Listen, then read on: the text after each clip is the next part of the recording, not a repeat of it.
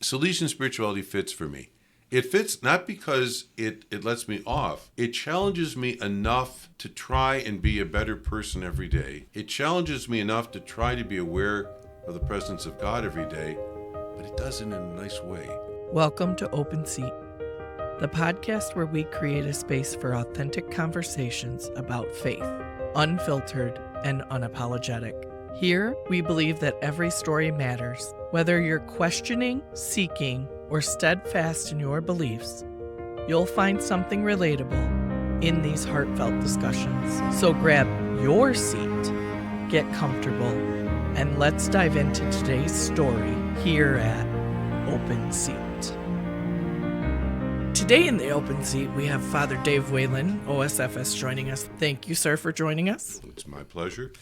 We have had minimal interactions with you here at the parish. You've come in and helped teach some classes. You've come in and done some confessions. Why don't you tell us a little bit about who you are? As you said, my name is Fr.David Whalen. I was born at a very young age. That's supposed to get a laugh. So. I'm glad to hear that you were born at a young age, you know?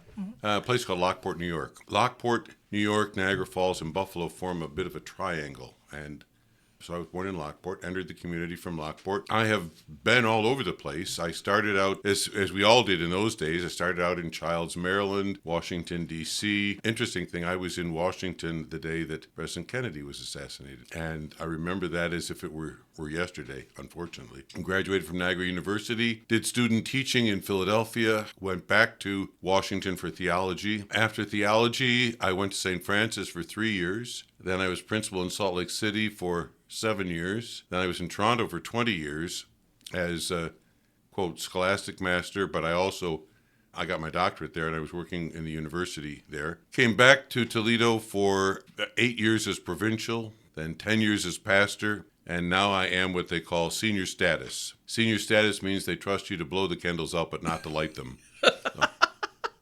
Well, senior status also just means you're repurposed, right? Because you're not retired. No, I do not like the word. I mean, I have as full a schedule as I can handle. Right now, I teach Latin to our 7th and 8th grade, Mondays and Thursdays. I'm at Rosary Care Center on Sundays, Tuesdays, and Wednesdays. I'm at the Visitation Monastery the first full week of the month. And then I'm at St. Francis in our campus ministry office on Wednesday afternoons. So that's as full as I can do right now. It's not as full as I would like to do, but I am beginning to realize that the word no is slowly coming into my vocabulary. It's not into my mind, but I'm realizing that there are times when you have to say no.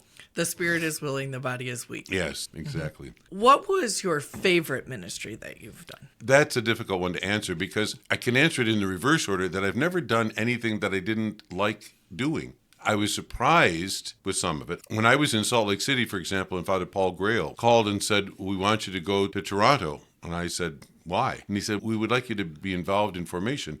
That was a scary thing. I was going from a diocese where there were 30 priests in the diocese of Salt Lake City. I knew every one of them. I was president of the priest council. I was the representative from the diocese to the broader thing. And I was going into another country that the city was bigger than the state. So that was scary when I first got there. And my first year there was rough trying to adjust to it. When I left there, the tears flowed down my face. So I've loved everything I've done. I have never been involved in a ministry that I did not fall in love with. And to say which one was higher or lower, I would be not telling the truth. It's probably like picking your favorite child, right? That's an easy one because I don't have any. What ministry did you always want to do that you didn't get a chance to do? Well, again, it's I can't think of it. I have been involved in education most of my life. Mm-hmm. I started out, as most of our guys did, by teaching at the high school level. Then I became a high school principal. When I went to Canada, I was chaplain for the first 2 years at a Christian Brothers school. And then they offered me the job in the Faculty of Theology at St. Michael's. And the policy was, at that time, that you had to have at least what they call a dual master's degree. And I had 3 master's degrees. But what I discovered is they really wanted a D somewhere in there. So Demon. I started the doctoral thing. I love working with ideas. I loved working with the adults. I loved working with people who were involved in ministry. It was kind of the apex of the time in Toronto. So I really and truly did love that. When I came back, I didn't expect to be provincial, and I made no provision for it. So when we came back per chapter and I got elected, I thought, now what do I do? So I had to go back and resign and then move to Toledo. That was a difficult thing to start, and there were parts of it I did not like. But what I did like is getting to know our men in a type of respectful intimacy is the only way I could describe it. So part of the role of the provincial is that you meet with everybody once a year and you try to engage in a conversation that's beneficial both for you and for the other person. And as a result of it, you just grow. There's just no way that you can do that and not come away and say, wow, we got some pretty good guys in the outfit. So I can't think of anything that I didn't like. I'll take that back. I had to do a lot of legal work at one point in time when I was provincial. I know very little about canon law. I know a great deal about canon law now. But having to sit down and put all that together, that was a little bit tough. Everybody went home and I would stay in the office till 10 o'clock at night and try to figure out how to go there to there. Mm-hmm. That was not particularly exciting. But other than that, I've enjoyed everything I'm doing. And even now, strange as it may be, going from high school to graduate school to 7th and 8th grade, I have no difficulty with that. One of the things that you alluded to that I find absolutely fascinating about religious life is you're just a somebody in the fold of all the brothers, and then you get elected provincial, and now you're in charge of everybody, and then you go back into the fold of somebody. How does the mindset happen like that, where you just like emerge, go back? Because usually when someone becomes a dignified person, we put them in a higher status class-wise. That's just not part of religious life. I was on our general council for 6 years or something like that. That was a unique experience because I was working with our Father General and the other counselors, and I got to see oblates around the world, and I grew from it. There's no question about it. And then the term was over, and it's over. That's it. So I said, I did not plan to be elected provincial because I made no provision when I left Toronto to come to chapter. And as we started to go through, I thought, something may be happening here. Don't vote for me. Don't vote for me. Well, no, I wouldn't say that because then that's selfishness. But when I became provincial, I gave it everything I possibly could. And all of these things in religious life are timed. And so when that is over with, it's over. And the bigger thing is that you're a part of the community.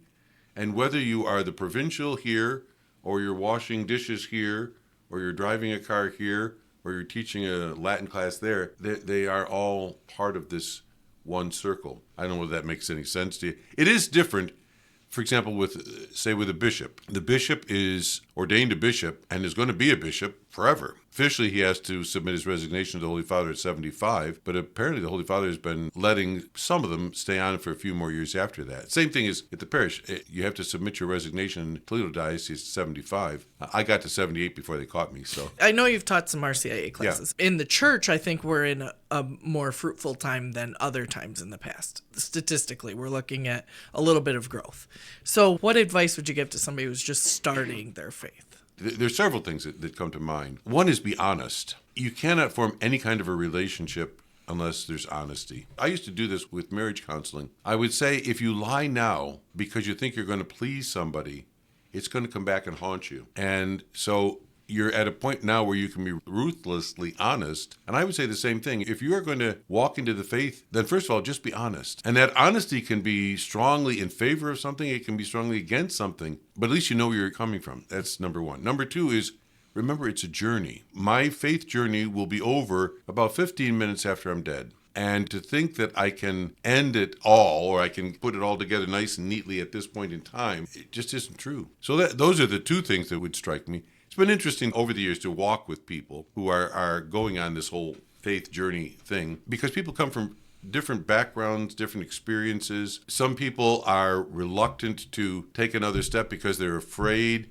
Some people feel they got the Holy Ghost in them and they're going right to point, and that's all part of it. I suspect that each one has somewhat of a unique story. I think of our Catholic faith is it has room for a lot of different stories. It's not a question of this is what you have to be, point blank. No, there's room for a lot of different stories. And the beauty of it is all of those stories meld together.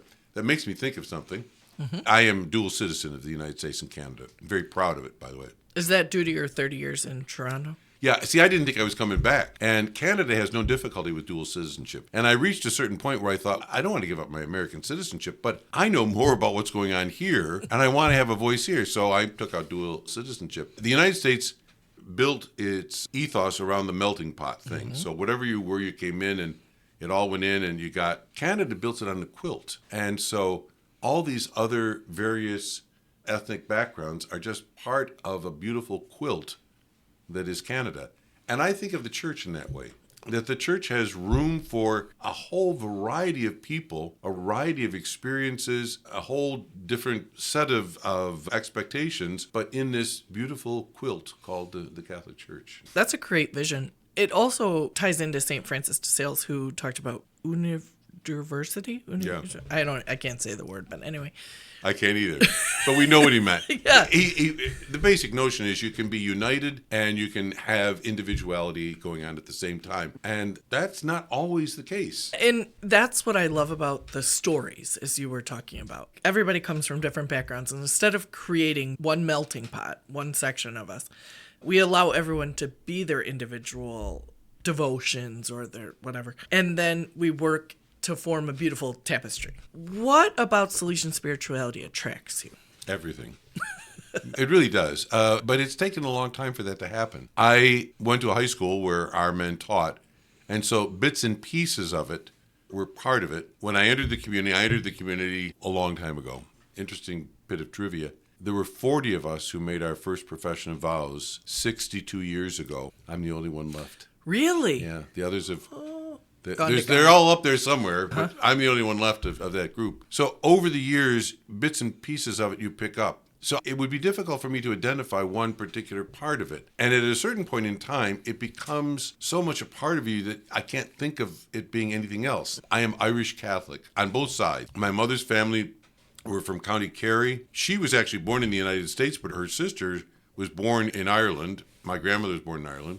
My father's family was from Cork. I don't know any other way of being than to be Irish Catholic, which means we pray a lot, we swear a lot, we drink a lot, we fight a lot, we make up a lot, and we go to Mass. And then we say what we think about the priest, and then we go to Mass again, then we go to confession. It's all part of the Irish thing. And it would be the same thing with the whole Salesian thing. I don't know of another way of living than the way I'm living right now, and it fits me. I have, in my later life, developed a real appreciation for the founder of our community, Father Brisson. I'm reading him every day, most every day. Well, today probably won't be because I won't get back in time. But I just watch this man develop, and I think, I know exactly what you're going through. What was the best piece of advice you received in your life? And Father Tom McNamara, God rest his soul, said to me, be good to them on the way going up because you'll meet them on the way coming down. And again, that fits into our whole thing. If you're not careful, you can get a certain headiness when you're in a position. When you're the principal of the school, for example, and you can say, no, this is going to go there and that's going to go, you can get this little headiness. And so, yeah, you may today be able to say, stand up, sit down, fight, fight, fight. Tomorrow, somebody's going to say to you, stand up, sit down, fight, fight, fight. What's your favorite part of religious life? Because there's a lot of aspects to it, right? Or a challenging part? Oh, the challenging part is to be what I profess to be. Salesian spirituality, as it's come down to us in the Oblate thing, is strongly interior. That's challenging. The essence of Salesian spirituality is to go no more than 15 minutes, an hour, without an active awareness of the presence of God. And so that's why it's in our, what we call our rule, that there's aspirations that are made every 15 minutes. So that I don't go more than 15 minutes without being actively aware of the presence of God. That's tough. Do you have little things that remind you? I know some of the younger oblates I know have set alarms. Back at St. Pius, we have a clock that one of those chiming clocks? Chimes off the thing. Mm-hmm. After doing this for some 60-some years, I'm somewhat conscious of it. But but that's a great challenge. The challenge is to be as actively aware of the presence of God as I can be in the course of the day. That's a good thought for all of us. The simple essence of Salesian spirituality is don't forget who you are. No matter what happens, don't forget who you are. You are literally made in the image and likeness of God. If God wants to know what he looks like, he looks at you. He's going to look at me. I got to keep that mirror a little cleaner than I would like to at times, you know? And that's what I'm trying to do with spirituality. So is there a favorite thing you have about Salesian spirituality? Because we talked about the challenge now. Is there a favorite part of it? It fits. I know that's a strange thing to say, but it fits me. Mm-hmm. Now, would something else fit me? Would it fit me to be a Benedictine? Would it fit me to be a diocesan? I don't know, because I haven't been there. But this fits. It's like the comfortable shoes. You know, you say, well, maybe I should get a new pair of shoes, but I like these. They fit. Salesian spirituality fits for me. It fits not because it lets me off. It challenges me enough to try and be a better person every day. It challenges me enough to try to be aware of the presence of God every day, but it does it in a nice way. It says, David, I know you're old, so I'm not going to hit you. But remember, it's time to make an aspiration. Thank you, Lord. We'll do it. Yeah. It fits, but it's also still challenging, which is very difficult to find right now, I think. When I talk to people, it's like, oh, I'm Catholic because this is the way I grew up, or blah, blah, blah. But then you say to them, so, like, why? And we can't answer that question. Yeah. You, on the other hand, can, because it continues to grow with you.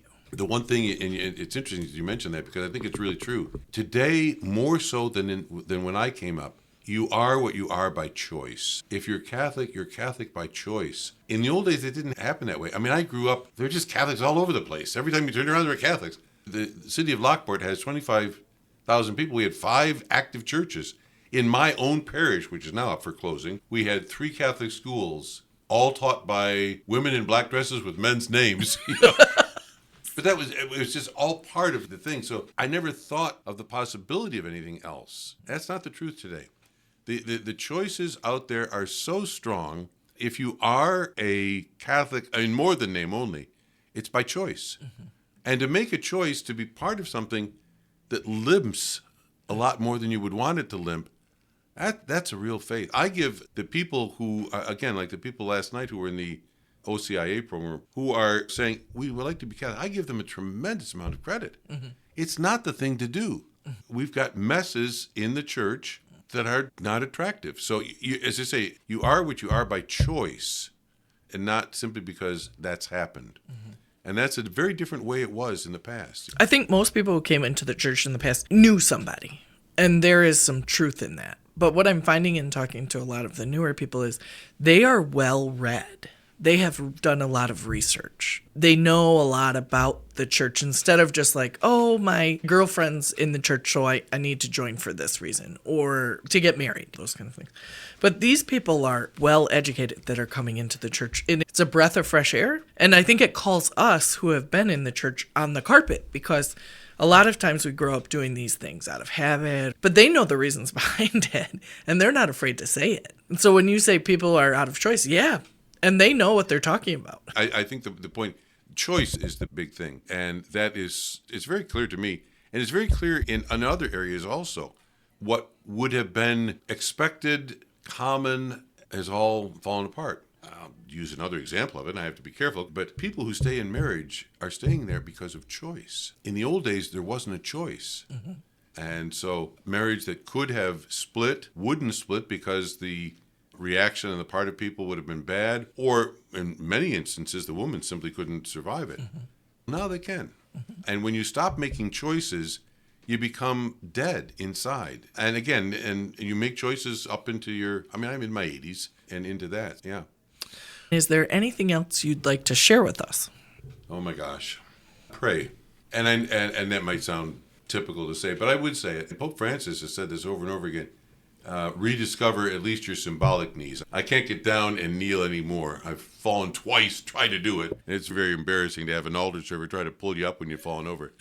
But symbolically, we need to pray. And I would say that. I don't care how you pray. And I'll give it one other thing. Go on the assumption that you could be wrong. When I was in Toronto, on Sundays, I used to go to a place called Allen Gardens, which was a beautiful botanical thing. But it was also a gathering of every group of people you could possibly imagine. Young couples with a baby would be going through with the stroller. Older people would be there. Some of the derelicts would be there. And they had a place where street preachers could preach. They got a half hour to preach, and it was scheduled. I was there one Sunday, and this gentleman was giving a sermon on the length of Satan's chain. And he went on, and I kept saying to myself, Whalen, shut up. Do not say anything. Do not say anything.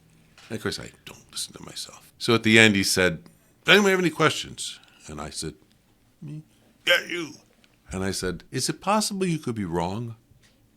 And he exploded on me.